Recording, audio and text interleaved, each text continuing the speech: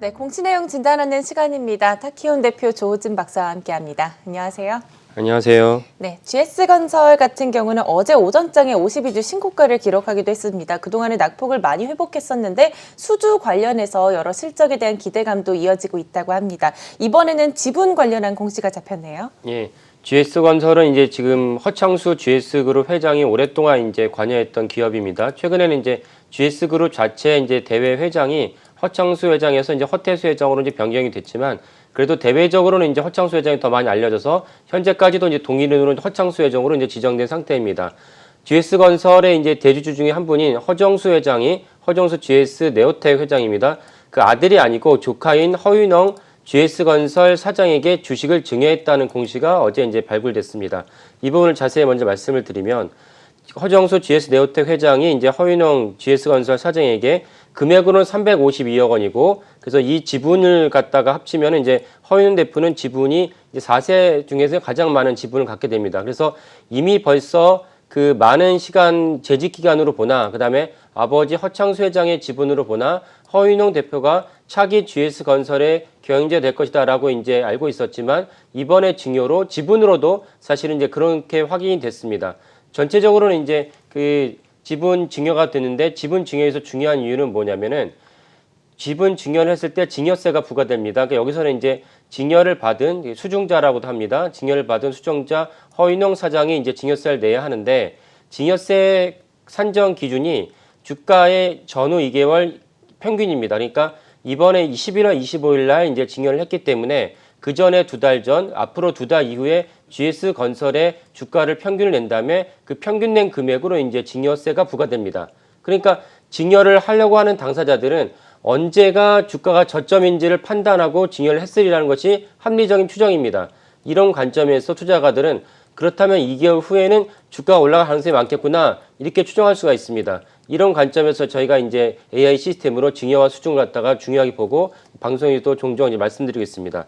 참고로 GS 그룹의 가계도를 좀 말씀을 드리면은 이 원래 이제 허준구 회장이 이제 그 부인이 구철의 LG 이제 구인의 그 LG 그룹 창업주의 동생입니다. 이분의 딸과 같이 결혼을 했고 허준구 회장이 이제 아들을 많이 두셨는데 허창수 GS 그룹 아까 말씀드린 회장이시고 그다음에 허정수 GS 네오텍 회장, 허진수, 그다음에 허명수, 허태수 이런 아들들을 쭉 뒀습니다. 근데 이번에 허정수 GS 네오텍 회장은 아들인 허철홍, 허두홍 씨에게 이제 증여를 한 것이 아니고 허윤홍 씨에게 조카에게 증여를 한 것입니다.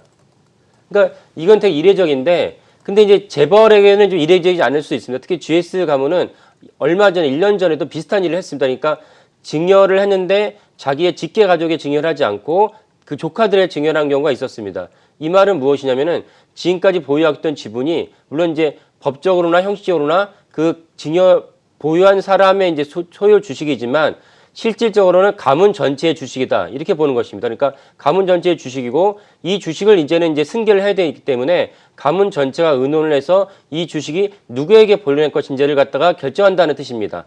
이런 관점에서 GS그룹 그다음에 얼마 전에 소개시켜줬던 LS그룹도 마찬가지입니다.